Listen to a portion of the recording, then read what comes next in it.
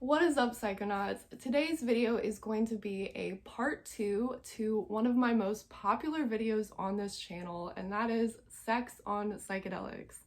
In that video, I talked about what it's like to have sex on psychedelics, and I mainly focused on LSD and mushroom experiences, and I talked about what it's like during different stages of the experience and at different doses. So in this video, I'm going to cover some topics that I did not cover in that first video, and I am going to start with talking about DMT.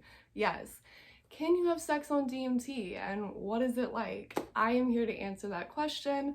So I think most people's thoughts about sex on DMT typically falls into like one of three categories.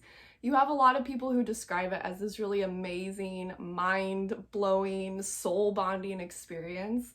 And then you have people who can't even fathom how it's possible or how you even go about having sex on DMT.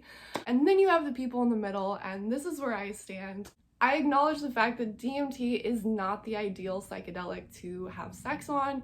It's very intense and short-lasting, so it's not very practical in terms of like having sex. And for the most part, I would describe it as a novelty experience. It's something that is worth trying if you're interested and you have somebody else who is interested in trying it with you.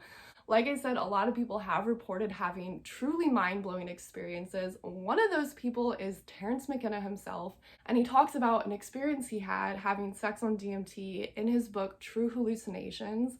And his experience was actually a spontaneous experience, and for most people, I think it's something that would be premeditated if you're going to do something like that, but he's also on LSD at the time, and the woman that he has the experience with, she was on Datura, I believe. So it's a very wild setup to begin with. But he describes a very bizarre experience interacting with hyperspace and also having this spontaneous sexual experience. The LSD that he took was extending the DMT flash, so that was probably what made this experience what it was. And I remember there was this one line that really stood out to me. Everything had been transformed to orgasm and visible chattering oceans of elf language. So only Terence could describe sex on DMT like that, but he obviously had this very intense experience, and there are other people out there who have had really cool experiences with sex on DMT. Now, there is another thing that can happen when you have a DMT experience, and this is related to this topic. There are people who report having sexual experiences with the entities themselves. Now, I have never had this experience personally, but I've read a lot about people having these type of experiences, and typically they are men having the experiences with a female entity. There's probably various reasons why that's the case, but people do report this thing a lot of people report it feeling like a sort of like DMT girlfriend type thing where they have an interaction with the entity that they have this like deep connection with, and it feels like they've known them for maybe thousands of years. And people have like sexual experiences, maybe not necessarily having sex with the entities, although I think people have reported that.